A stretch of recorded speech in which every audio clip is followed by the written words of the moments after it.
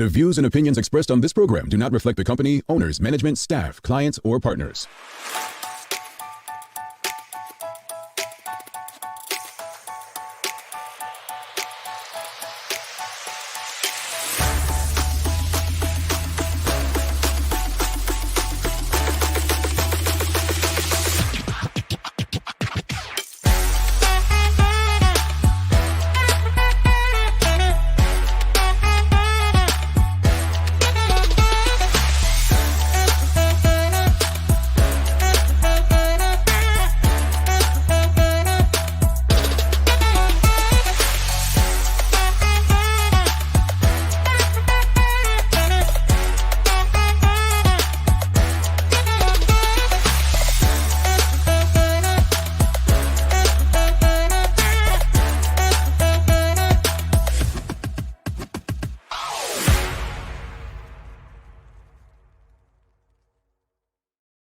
It's Tuesday, the 27th day of June, 2023. Welcome to Bermuda's Daily Talk Show. It's the Daily Hour brought to you by the BAC Group of Companies, Medical Halls and Lindos. I'm Jamal Hartman, she's Sancha Durham, and Maya Palacio will be with us in a bit to bring you the latest in her news break brought to you by People's Pharmacy.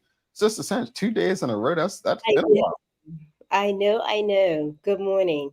Good morning to you. I mean, I feel like you tricked me a little bit last week. It happens. It happens like that. But I tell you what, I just want to, on behalf of the audience, thank Maddox for allowing you to do 2 days in a row. You know, the boss, you know, he's like, all right, you go work today. School's about to be out. Oopsie. Tomorrow is the last half day.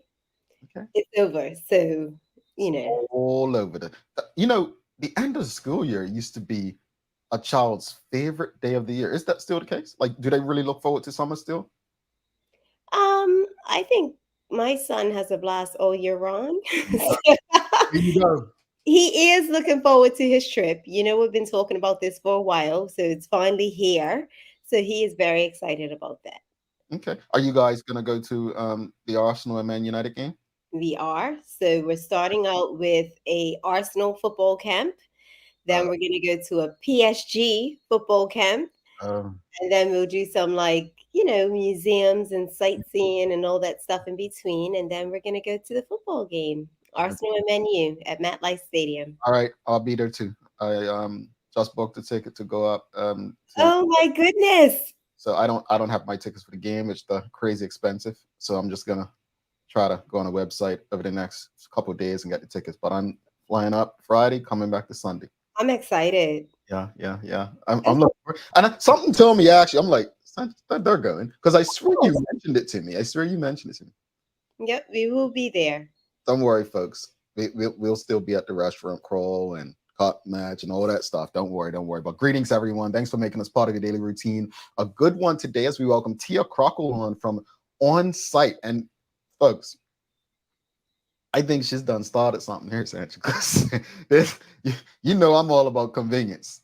And this is one of the best business ideas. And I'm not saying she's the first, I know her, but one of the best business ideas. This is what I talk about when we speak about entrepreneurship, Sancha, filling that void and that need.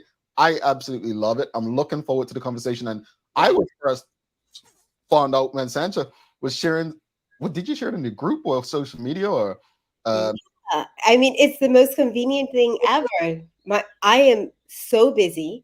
We're all over the place. And the fact that I was able to pick Maddox up from school, go to Nail Bar, and set up something downstairs of Nail Bar, I could still work and do whatever I had to do while my kid was getting his eyes tested. Man, honestly, does it get any better than this? No. Anything we need next is Nail Bar to be mobile. I just. No, that is in the works. So you're not seeing anything. Listen, we have our mobile bills that we just that's in the works. Don't worry, we're there. The world is changing, and again, looking forward to the convo with Tia Crockwell. This is going to be cool. The Daily Play. This will remember when. This is going to test the knowledge of Bermudians. Period, not just Sancha.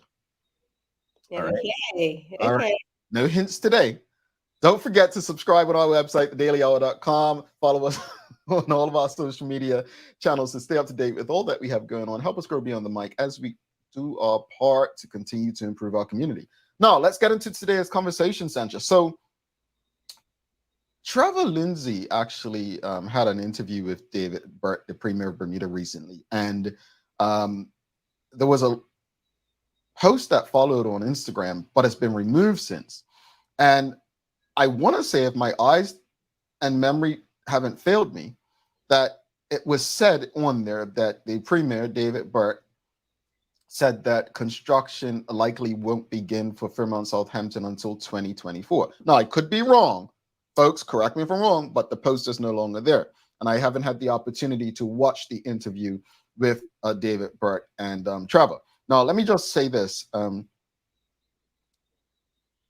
have a hard time, and someone reached out to me the other day when the Premier Burt was speaking somewhere and said, you know, Jamal, every time he opens his mouth, I don't trust anything he says.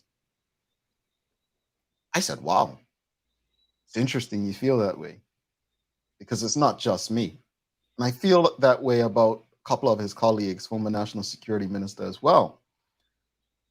And I said, because they speak in a way where they want you to believe them, rather than speaking in a way to engage you as if they're telling the truth and you can feel the truth. So anyway, the Royal Gazette did this story, and the headline is Burt silent on Fairmont Southampton timeline. And the story just goes on. David Burt, the Premier, has not provided an update on when building work on the redevelopment of the Fairmont Southampton resort will get underway. He has repeatedly insisted that the ground would be broken on the property in the second quarter of this year. Well, the second quarter of this year ends this week, I believe, right? Yeah. Is it June 30th, I think? I know I'm not great at math, but 4 quarters in a year. 3 months equals a quarter. It's the second 3 months. So basically, construction must begin by Friday. Is Friday the 30th? I think so. So, yeah, the deadline that comes to an end Friday, yeah, as they say right here.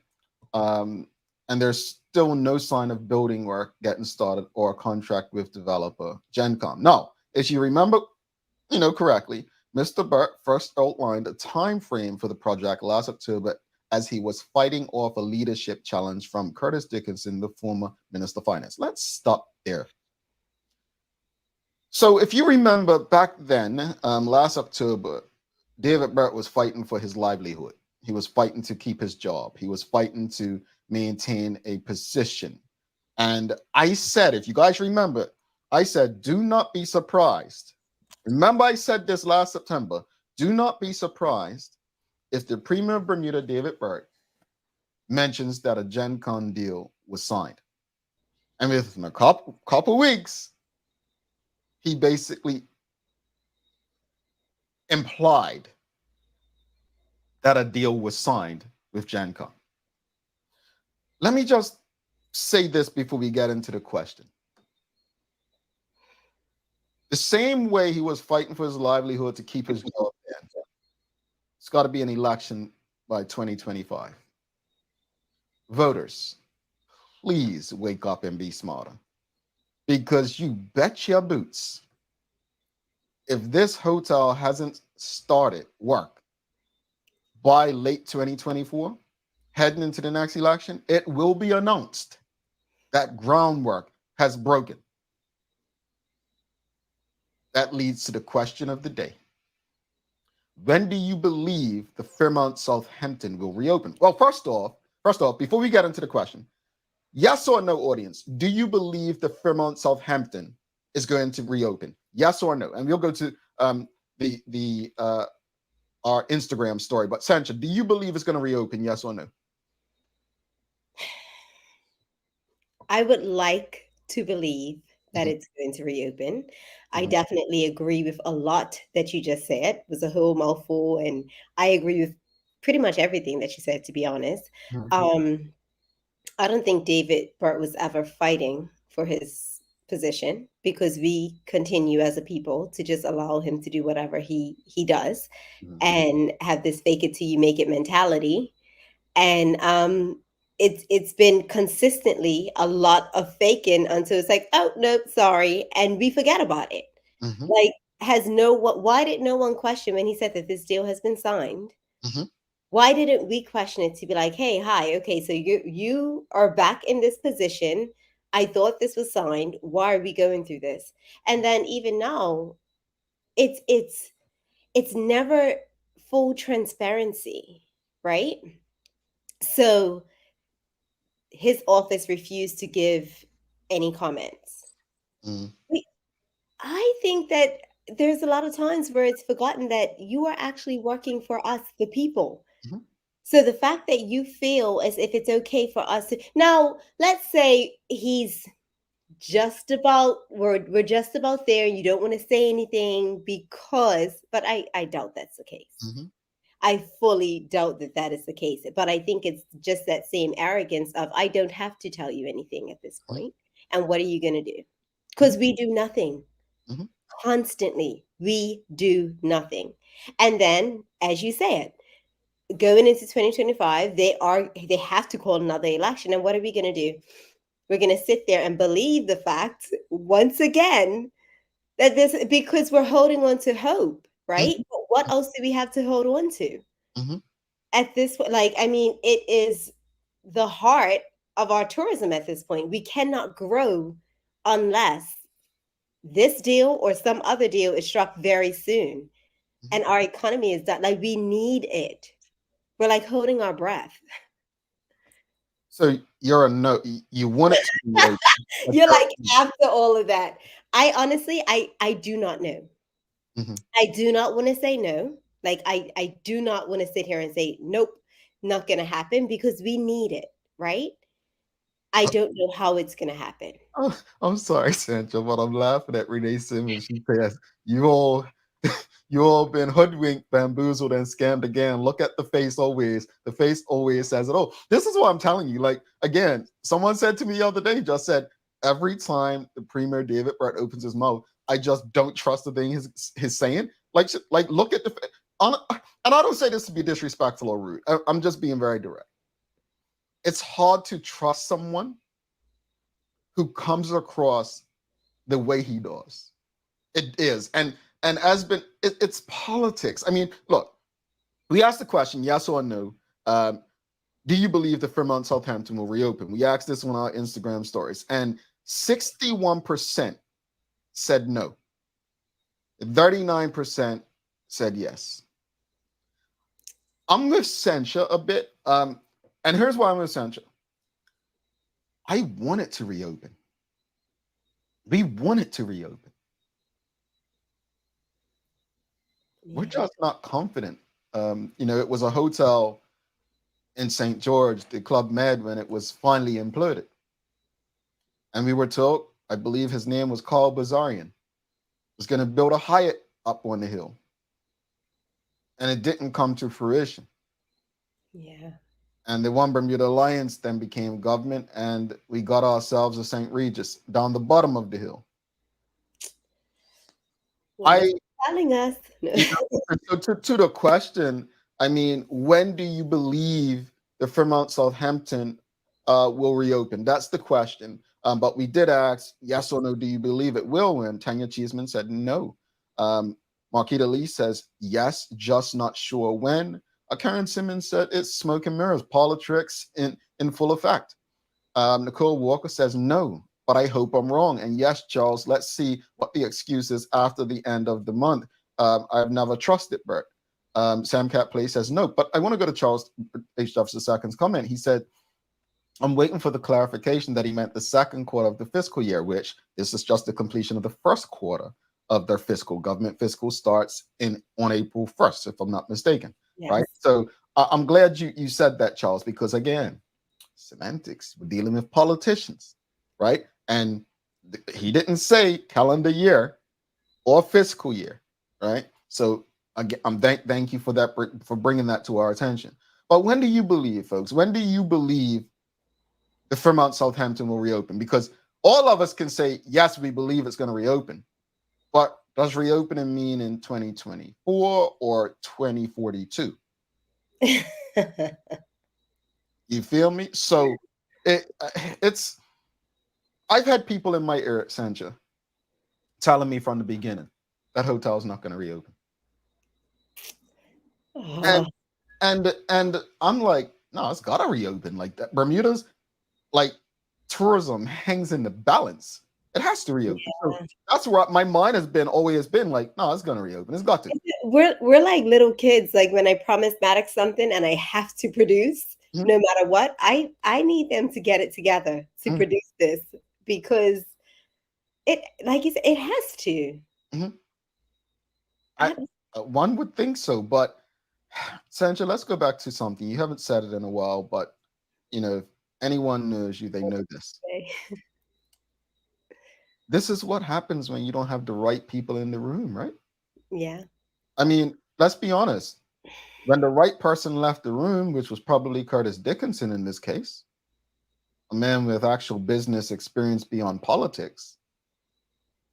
I mean, you that was a eye-opening sign, no? That was so many red flags. Hmm. That was, you know how they say red, that was so many red flags. Like if we weren't shouting that something is wrong in this situation, and he made it very clear as to what the disagreement surrounded. Hmm. So based on that, if we weren't ready to say this man needs to be removed, what are we waiting for? Yeah, yeah. We When need to, I had said to you the other day that, and I think I mentioned it. I listen sometimes to the comments in the defense of what's going on, and oh, you just don't want to see a black party win. And we no, can we knock this race stuff out? At some point, we are going to hold people accountable, whether they're black, white, whatever they are. Accountability is key. And there is a huge or a big part of our community that is still stuck on this race card that we need to let it go for the better of Bermuda. Like, let's do what's best for Bermuda, not what you were taught. Mhm. Yeah. and look, has race played a role in Bermuda business and politics? Yes. But think about it. As I said to two members of the One Bermuda Alliance that came on, don't ignore it. Be prepared to fight against it. But at the end of the day, folks, you cannot fight to rid yourself of the oppressor only to become that. If you get me, like stop acting like black people who are fighting harder for black people are doing more to harm you than your black party or government. Ask yourself, have the majority of black people been better off under this administration if they're the black party? And You if see you're my honest, side eye? hmm? You see my side eye? Yeah, yeah, but again, look, Sandra, That's I'm fact. tired of having these discussions with people because at the end of the day, I can't be nobody's fool. Look how we're living. That's how you compare and you look at things in life. This is not to say the other guy's gonna be any better, but it's about holding people accountable. We're not doing a great job of that. There's no reason a man could mislead you just to maintain his livelihood. How do you even allow that? Let's go back to the audience. When do you believe the Fairmont Southampton will reopen? Sean DeShields. More lies and deception from DB. The Fairmont Hotel will still be closed long after he has evacuated the premier's office. Vacated. Yeah, I Sorry, agree. evacuated. His- Sorry. you can evacuate him, all right. She ain't got her glasses on, folks. I know. Wait, Tia and I need to have this conversation. oh, right? Yeah, she don't like wearing her glasses on the I show. do. So have a chat with this young lady. Michelle White says spring 2026. She believes they'll reopen. All right, well, let's write that down. Spring 2026. I kind of, I'm hoping for 2026 too. I think it's a while away, but I think being realistic, if someone's going to step in and something's going to happen, I kind of feel 2026-ish. I think Michelle knows a thing or two about tourism too, because spring would make sense right before Bermuda's traditional high season. I think that would be the goal for everyone, right? But again, election 2025 and the 2024, digging ground right before then to make people. Now, again, starting a project doesn't mean it'll finish. Caroline Bay, right? So keep in mind, but don't be hoodwinked. Kathy Ann Pankta says, what is tourism Bermuda these days? I don't know what that means. What are you asking? I think she's basically saying like, so I don't know. What is tourism in Bermuda? Like basically it's not much. It's not what it used to Oh, be. okay. Yeah. Because I don't know if that was rhetorical or whatnot. I didn't know. Sam Cat Place says, preach. Kathy M. Pankta says, Sancho, we don't hold the right people accountable. We don't hold anyone accountable. We and here's the challenge. Regardless of what we're speaking about, it could be on our roads, it could be our government, our culture, right? We have a problem with accountability.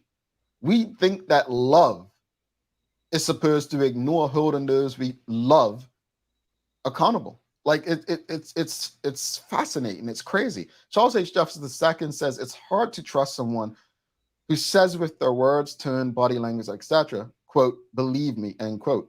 There's a dearth of authentic leadership in our political leaders, in my opinion. Well, I've said it from the time that the One Bermuda Alliance was in power, and I've said it to David Brett, Premier of Bermuda, as well. You shouldn't have to tell the people what you're doing that benefits them. The people should feel it. I shouldn't, again, I repeat, Sancha shouldn't have to tell her son Maddox why she loves him. He should feel her love based on what she does as a mother. So I don't trust politicians, especially when they tell you what they've done for you. No, player. You don't have to tell me what you've done for me or what you're doing for me. I should feel it. Michelle White says, I have great concern about our tourism product. We can't create marketing campaigns to lure people here without having our infrastructure, building roads and beautification on point. There's also an issue with people's buying with the importance of customer service. Yeah, we have a lot of challenges. I mean, look, everywhere has challenges, but yeah, I mean, the things that make Bermuda a unique, somewhat luxury destination, I mean, and that stuff starts from the top, folks. It starts from the top. Traveling Charlie says it will reopen in 2026 if we started the project today. Well, things starting today, so we know that. Anthony Pete says an invite to the Honorable Premier. I don't know what that means, but he's been on her quite a time, and he can come back on. But he's not going to come back. Oh no, yeah, and again, I'm fine if he never comes on again. Yeah, I feel like this is a show where we hold people accountable. Mhm. The tough questions are going to be asked, and at this point, it goes against his agenda of pulling the wool over our eyes, right? And after last year's conversation, I mean, I highly doubt. I mean, look, David Burt doesn't like to be held accountable. David Burt likes people who are going to go along and allow him to do what he does. Hence his cabinet.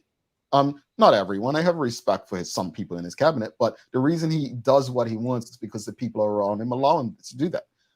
His leadership's not just on him, it's on his colleagues as well. You cannot tell me you believe this is the best of 30. You simply can't. But what you will do is play a blind eye to it and accept it so that you can get what you're getting. It's not about the people of Bermuda. It can't be. Because if it were, you'd be doing a bit more with the power that you have. A couple more comments, Sanchez. Charles H. Jefferson II says, my concern is that the longer they wait to start, the more mold they will have to remove. This is undoubtedly will add more time to the project. Oh, it'll cost more money, take more time. I don't disagree with you. Kathy M. Penna says, I think a reasonable question would be, even if we break ground by 2026, when would we complete the project?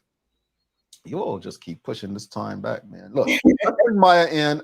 Folks, we got a great conversation coming up with Tia Crockwell. Honestly, one of the best business ideas I think we've seen in Bermuda in quite some time. So don't miss the conversation. But let's bring Maya in for a quick I wonder if Maya's got any updates about this hotel and all the jobs that, because 800, are they still on 800 jobs, even though things are changing? And by the time this hotel likely opens, you won't even need front desk people or bartenders or wait staff, right? Because that's another thing, promise at 800 jobs. Man, they built so much technology, you don't even need people there. Well, housekeeping staff probably be showing up once a week and by request, and you have to pay extra by then. Come on now. Come on. Real quickly, Traveling Trotty, before we bring Maya in, she says, yesterday evening, I had the incredible opportunity to attend a talk at Bermuda College with Charles Jeffers, captivated the audience with his insightful perspectives on tourism. Yeah, I'm sure he did. I mean, had we kept unintellectual politicians with no tourism experience beyond being named a political tourism junior minister or something, maybe we would have gotten the best out of Charles Jeffers and the Bermuda Tourism Authority. But we make decisions based on personality and like, rather than, what's in the best interest of the majority of the people. That's why our country, let's be honest, is not going in the direction that benefits all of the people. Let's bring Maya Palacio in for your Daily Hour news break.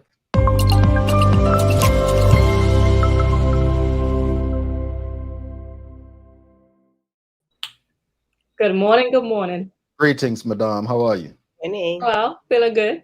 Oh, this is wonderful. You seem a little springy today. Yesterday, a little bit, the weekend got hold of you. Okay. I said that publicly. I'm sorry. You just called her out. Like, we had this discussion backstage. You didn't have to have I know. Family. Okay, sorry. So anyway. You know what this is like? What? This is like when Maddox and I have a conversation at home and we go out in public and he starts just blurting stuff out. I'm like, what are you doing? Why are you doing that? That's what boys do. This is an AB conversation. See you later. You got alphabet on me. I ain't been there in years. My goodness, old soul. Maya, did you? I'm going to ask you. I mean, did you want to give an opinion on this or no? Not really an opinion to give, truthfully, just like everyone else waiting to hear when it's going to happen. We have been waiting for quite some time. Last was the internal election where we really heard about like when things are going to be put into place. That timeline is very much so diminishing. And then the last type of report about it, I believe, came from Gary Foster Skeleton, where people were going to the Fairmont Southampton, and like kind of pre-signing up for jobs. Basically putting their names in there for the construction people they hope to be partnering with, and whether or not those persons can get a job when things actually start up. So they're putting things in place in advance. Why is Sandra's face like that while you're talking? I'm so disgusted. Why? Jamal, I had this business idea that I should launch in about 2 years. Let me get people to sign up now. Shut up. I'm sorry. What? I am so disgusted. And if people do not see that you are being just strung along and you continue, who like, it's sad. I feel like my heart breaks for our people that you would actually put your name on a piece of paper to say, hi, I want a job, when, oh my goodness. I agree, and I get you. And I was going to say something. I'm just going to say it. I'm just like majority of people that probably put the names down, be living in England by the time they break ground on it. And I say that with respect because Jamal, that list will be lost. Oh yeah, well, I mean that list will be. Oh, I'm sorry, we misplaced it during that time. So and so was working, and we don't know where it is because come on. I'm sorry, Maya. You want to be a new Maya, sorry. No. I'm here to listen to the opinions. I'm sorry. Just sharing what I know and getting the feedback. Yeah, getting sent all riled up. I love it. Got disgust in my face this morning. Well, good morning, everyone. This is the Daily Hour News Break brought to you by People's Pharmacy. Starting out the news this morning, you may have read it before in the Gazette on 23rd, but Shadow Minister Michael Dunkley actually had some input about the ambulance decreases in numbers and about the Bermuda Fire and Rescue, whether or not we have the capability to continue, doing what we need to do on our roads in case of an emergency, in case of safety.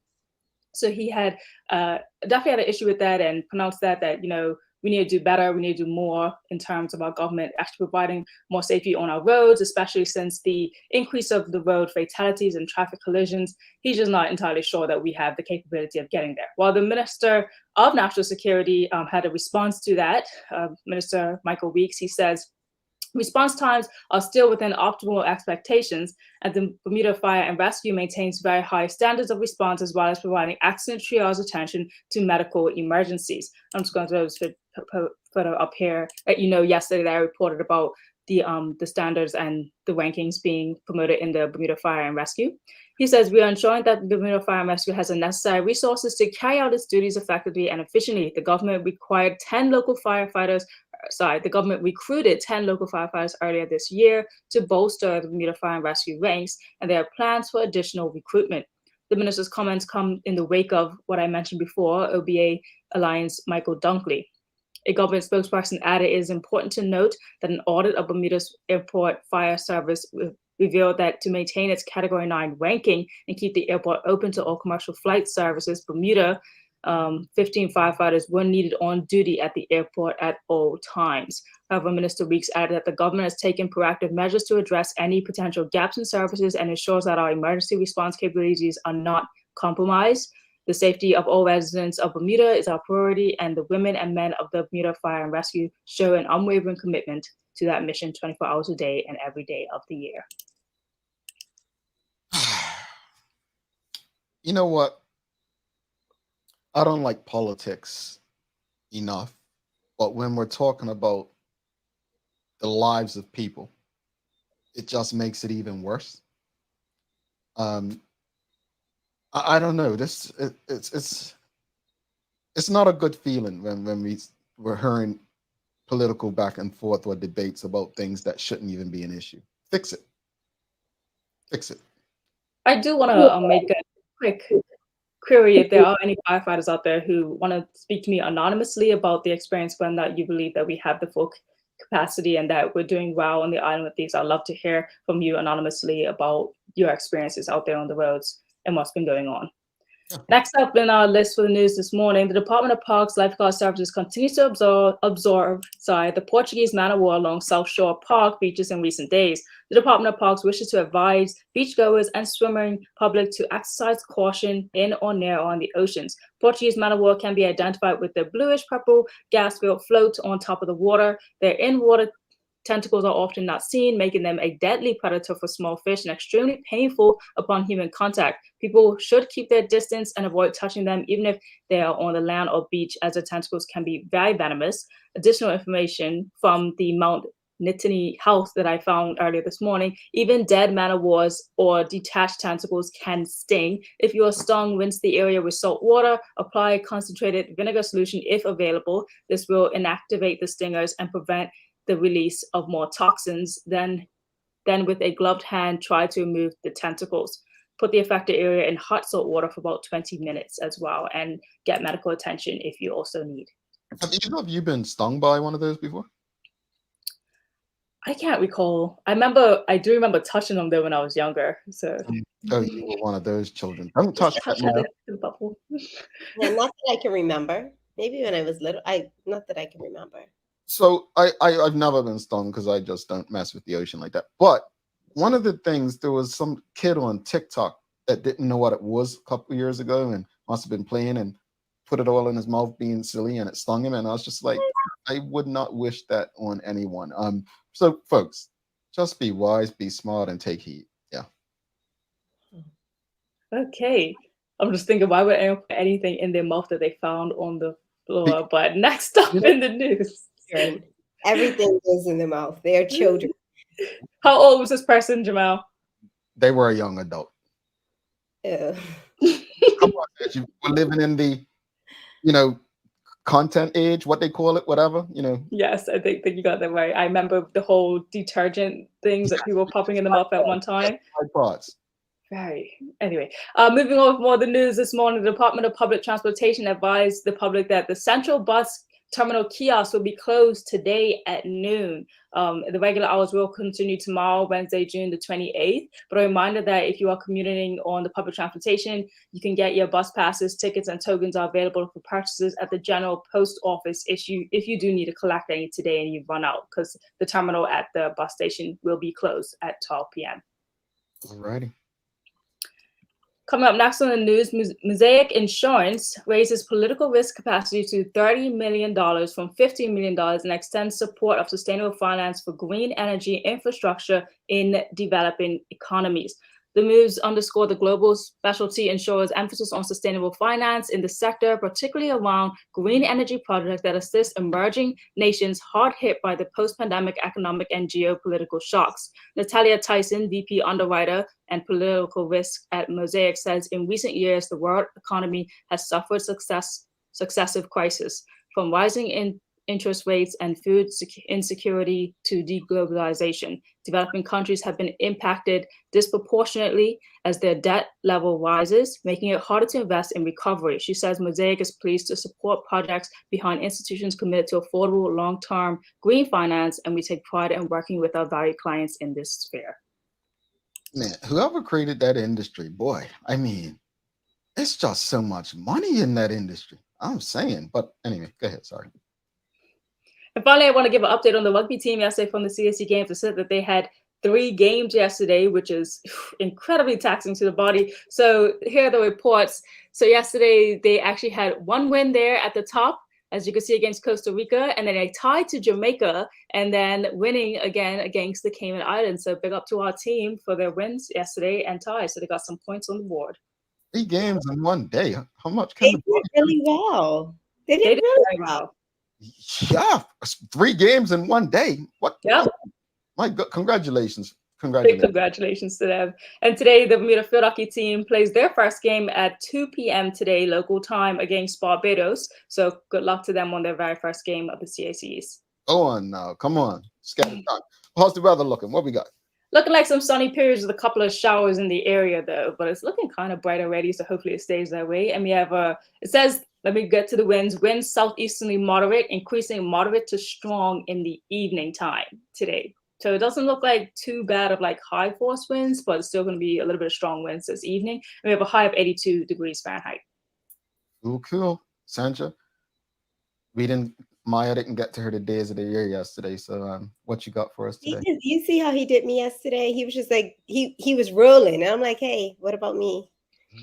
Anyway, so with that being said, days of the years, do you know the one thing that Scoops is known for? Ice cream. What one particular product that we do? The vegan ice cream? Ice cream cakes. Yes, and the best ice cream cakes on Island. I don't care what anyone says. Today is National Ice Cream Cake Day. Oh. Yes, looking for a dessert that combines the creaminess of ice cream, the satisfying crunch of a cake.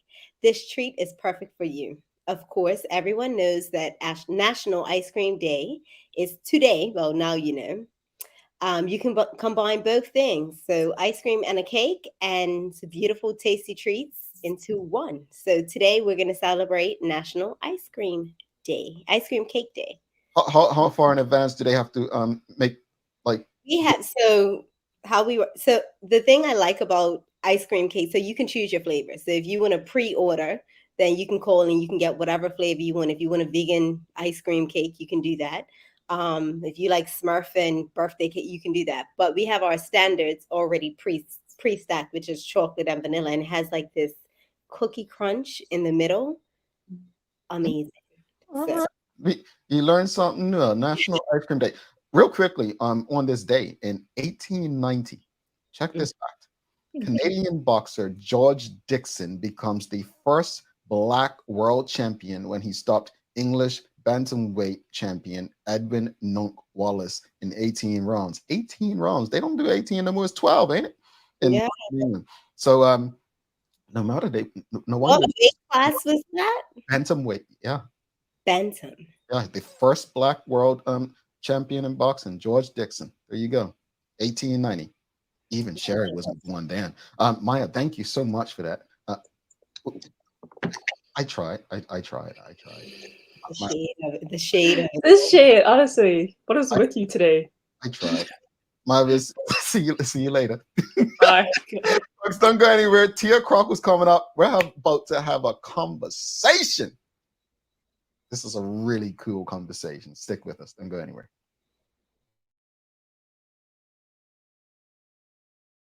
Let's face it, life can be a little wild, but shopping doesn't have to be. I choose People's, so that whether it's a prescription that needs to be filled, a toy for my little terror, or a gift for a new addition to the family, we'll see about that. Everything's available in one convenient location. Some call it People's. I call it my one-stop shop in the city. People's, we're here for you.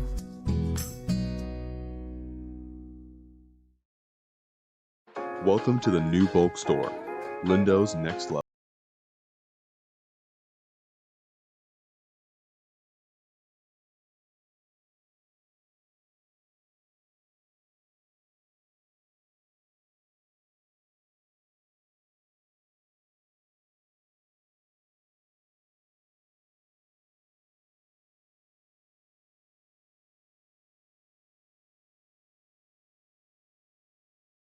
Mom's celebrating her 70th birthday next month. Have you noticed her age is catching up with her? Yeah. Plus, she's having a hard time getting up and around like she's used to. I would sure hate to see her fall. At Medical House Limited, we can help make life situations easier. We have electric beds, motorized scooters, bath stools, walkers, you name it. Mom's been real good to us. We'll get her birthday and Christmas gifts from Medical House.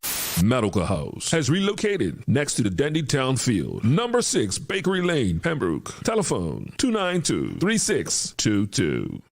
Alrighty, welcome back to the big show. Central Durham, I'm Jamel Hartman. It's the Daily Hour brought to you by the BAC Group of Companies, Medical House, Lindo's, and People's Pharmacy. Folks, please don't forget to subscribe on our website, thedailyhour.com, and follow us on all of our social media channels to stay up to date with all that we have going on. Help us grow beyond the mic as we do our part to continue to improve our community.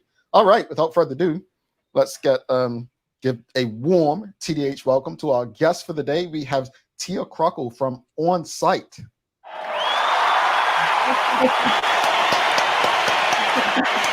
Welcome. They're going crazy. They don't even know who you are yet. Like, they're going crazy. know. Gee, calm down. Tia, welcome to the show.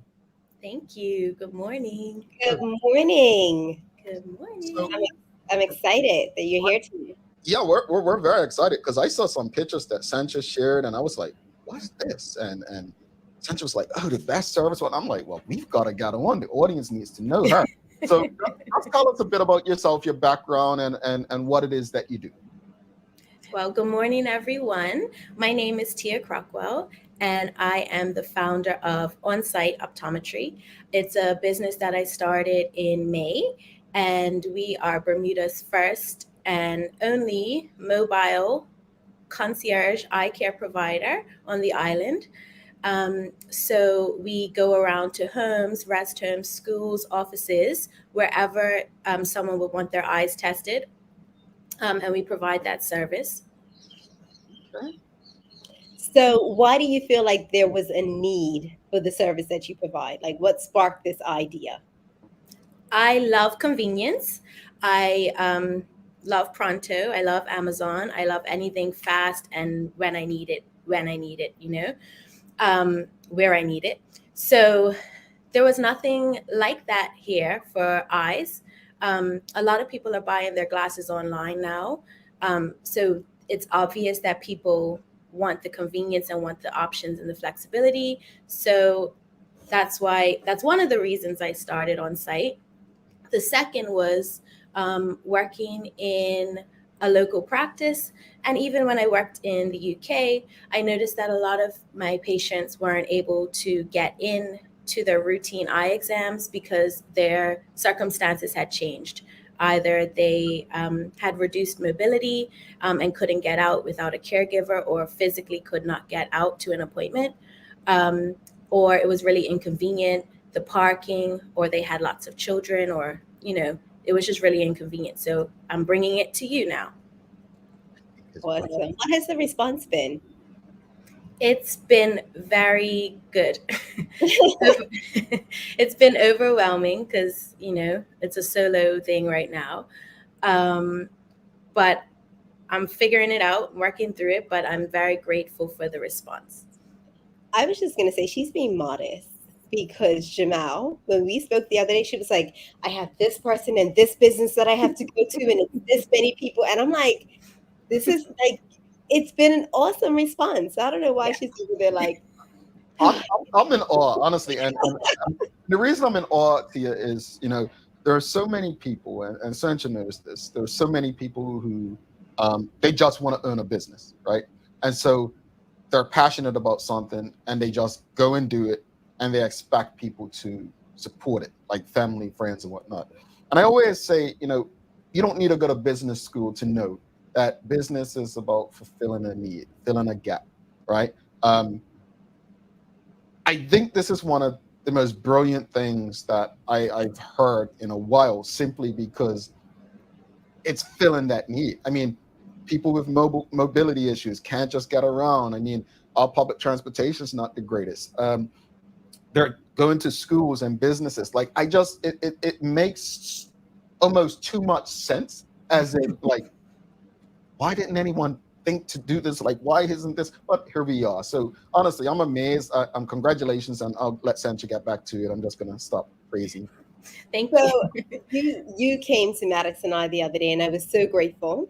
And Maddox's little eyes need work. They need it work. Well, we got that sorted. Yeah. Kids, and we had a brief conversation about it, with kids using more electronics and watching more TV rather than being outside.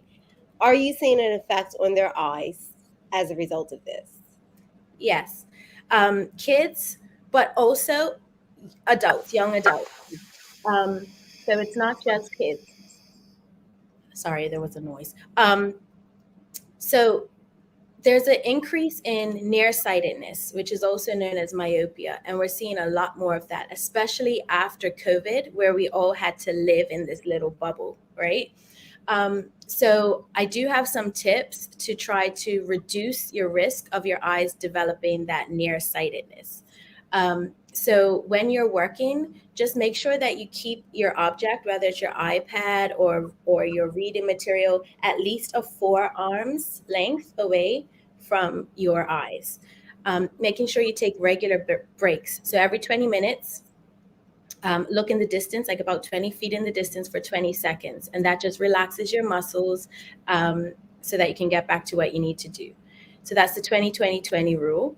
And then also with children especially, get them outside at least, it sounds like a little bit, but at least 90 minutes a day, just so that they know that there is a world outside of this bubble. So when your eye looks far in the distance, it realizes that I need to learn how to look in that distance, and I can't just stop developing up close. So make sure they spend time outside, be active, and look in the distance. And also, obviously, reducing the screen time, probably like an hour a day, if possible. I know I have 2 kids, so I get it. But an hour a day is good. Okay, so at what age should you start getting your eyes tested, and how often? I know Jamal and I always talk about going to the hygienist every 6 months. What does that look like for your eyes? That's a tricky question, but the recommended age is around 2. It is a lot harder to do an eye test on a 2-year-old than it is on a child that can speak and tell you what they see and what they're having issues with and things like that. But it is possible around 2, especially if you're noticing things like eye turns, or that they're going really close to see something, or squinting or rubbing and things like that. Then definitely get them checked out earlier rather than later. But it is a lot easier to do an eye test when they're verbal, can recognize shapes and things like that. And how often? Probably initially every 12 months, unless there's an issue.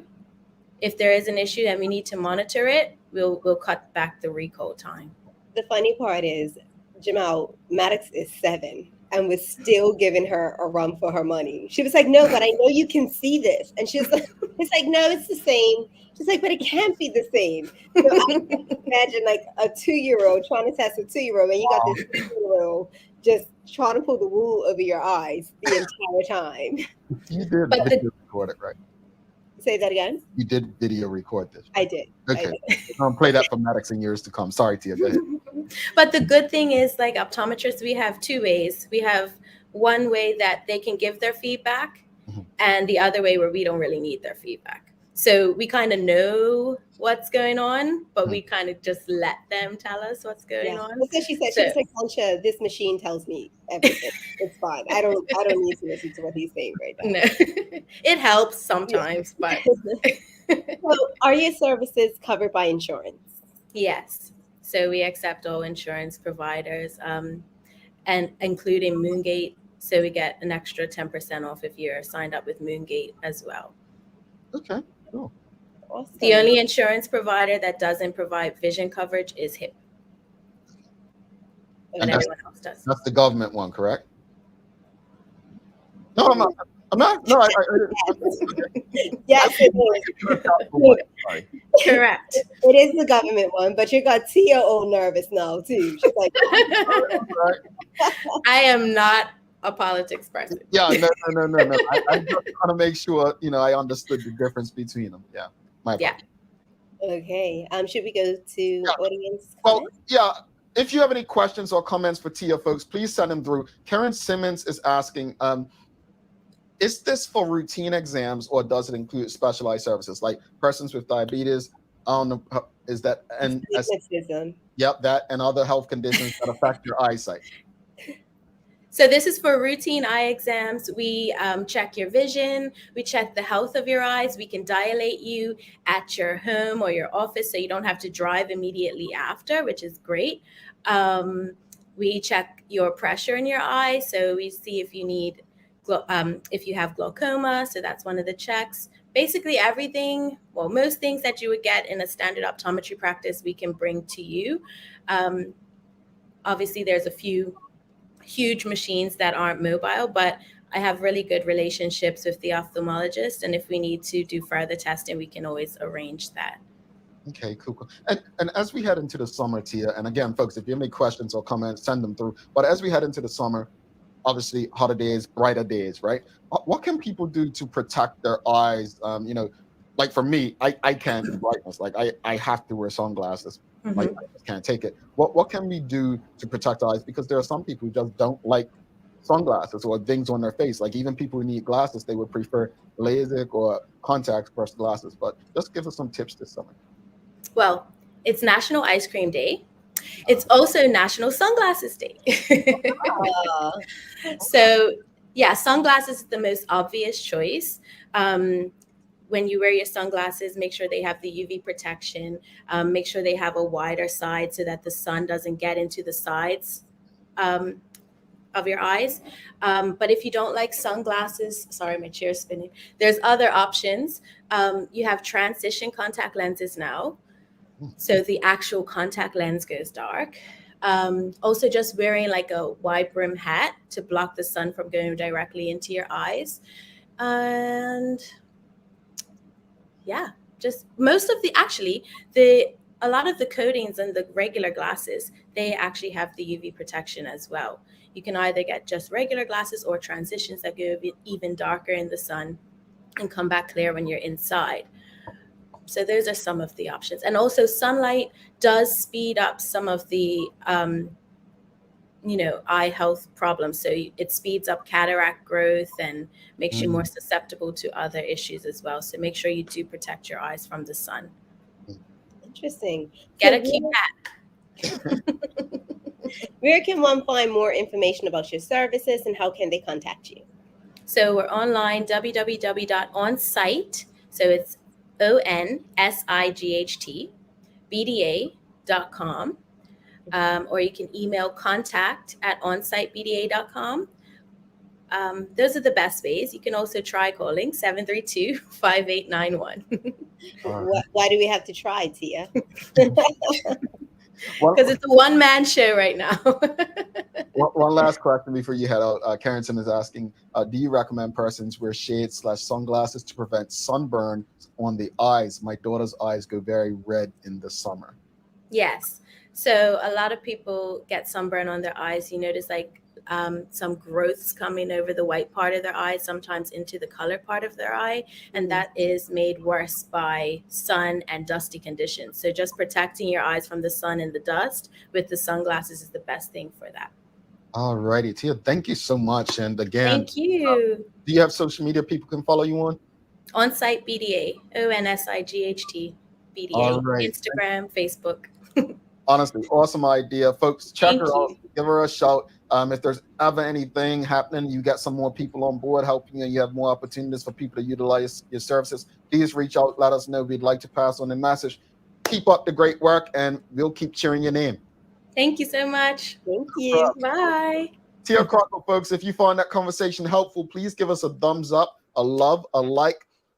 Make sure you share her information as well. Have these conversations with your colleagues, your friends, your family.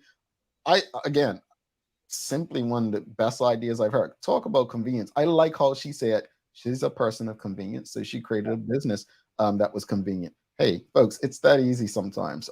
Let's take a quick break. We'll come back, wrap it up, do the daily play. And yeah, again, if you appreciate the conversation, please give us a thumbs up, a love, a like, and make sure you share this episode with your friends and your family.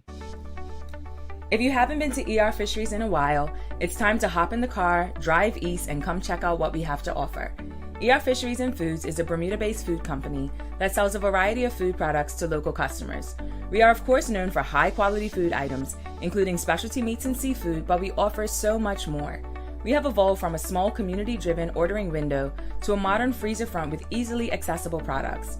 Our newly revamped store offers customers a top-tier shopping experience, and we also offer delivery. Regardless of your preferences or diet, we have something for everyone, including chicken, many varieties of seafood, pork, lamb, beef, plant-based items, fruit and veggies, bread, dairy, and grocery items. So come check us out for your specialty grocery needs. ER Fisheries is open Monday through Saturday from 10 a.m. to 6:30 p.m. at 134 Marginal Wharf, Southside St. David's. All right, welcome back. Thanks again to Tia Crockwell on site. Folks, give her a shout. If you appreciated that conversation, once again, give us a thumbs up, a love, a like. Make sure you share these conversations with your friends, your family, your colleagues. Thanks again to the BAC group of companies, Medicals, Lindos, and People's Pharmacy for ensuring that we can have these conversations with you on a daily basis. It's time for the Daily Play, brought to you by Bermuda Trivia, now available at stores throughout Bermuda. Follow Bermuda Trivia at Facebook, Instagram, Twitter, and TikTok to find out why it's Bermuda's favorite trivia game. Sancha, are you ready? Let's go. All right, it's a remember when, folks. This is some Bermuda history for you. All right. The late Honorable Brother Ottawell Simmons was the president of the Bermuda Industrial Union from 1974 until when?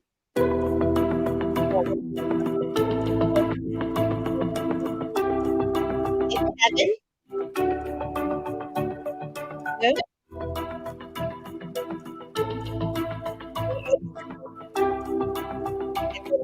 Seven.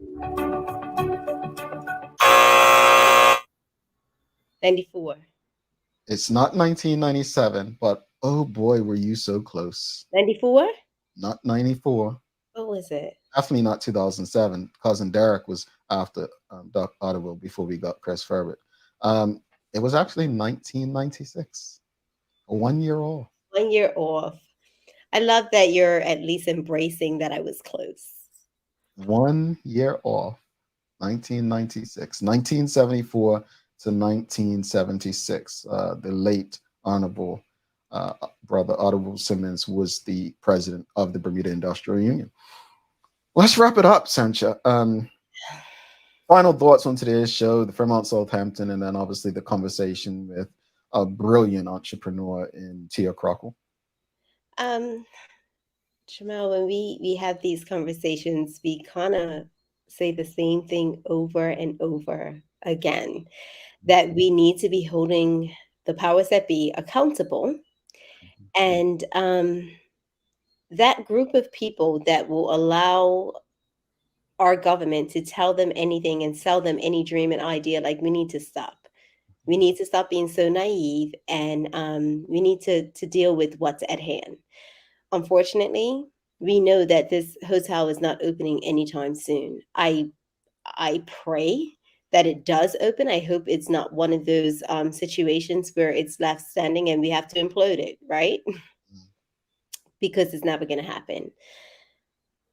With Tia, I am so proud of Tia. I remember when she told me she was in this cohort and she was working with BEDC and, you know, had great mentors. And to see her stick true to her vision and it come to light and fruition.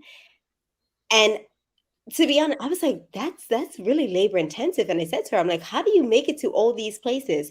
But to actually see it now and have her come to Maddox and I, and have her service us in the comfort of it was amazing. And the fact that she's going to like big corporations in Bermuda and she's servicing like 20 people. I'm so proud of her. And I love to see people win. So congrats, Tia. Well, I mean, as far as the Fairmont Southampton, I want to see it open.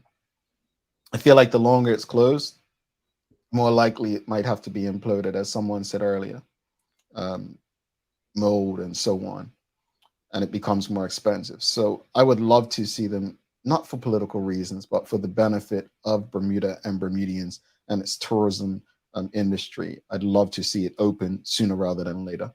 Do I think it will be? I just don't know. And I hate to take that position, but I just don't know. As far as Tia, I don't have the experience with it at Sancha Dawes, but to understand the concept of her business is to appreciate the very thing that is entrepreneurship. All I can say after that conversation is, like I said prior to it, congratulations. And I wish her all the best. And folks, again, convenience may come with a price, but it's also an opportunity to get more done when you're in, saving you time to go out and get to a space, look for parking, pay for parking, and go there. This to me is just a brilliant opportunity for both the business and the client. So again, hats off to Tia. Sanchi, you've got some daily inspiration for us? Our daily inspiration is brought to you by ER Fisheries. My favorite things in life don't cost any money. It's really clear that the most precious resource we have is time. And that is Stephen Jobs. Stephen Jobs. Yeah. All right, folks. Don't forget to subscribe on our website, thedailyhour.com. Follow us on all of our social media channels to stay up to date with all that we have going on. Help us grow beyond the mic as we do our part to continue to improve our community. Thanks again to our partners, the BAC Group of Companies, Medical House, Lindos, and People's Pharmacy, for ensuring that we're able to do this with you on a daily basis. As always, we appreciate you, we love you, and we thank you for making us part of your daily routine. If all goes well, we'll be back to do this again with you tomorrow. She sent your dorm. I'm Jamel Hartman. Please do make it a safe and a great day. We're out. Peace.